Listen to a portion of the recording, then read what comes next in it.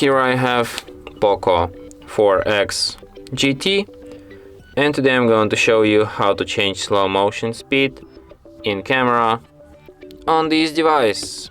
So firstly you have to open camera, then tap here, you just go to the more modes, then select slow motion, and when you're in the slow motion mode tap on three lines here, and here you can change its video quality and also FPS. So the higher FPS rate, the slower video will be. So at 120 it will be just a little bit slow, but in 960 it will be slow as everything. Slowest in the world or something like that. So yeah, and that's it. Thanks for watching.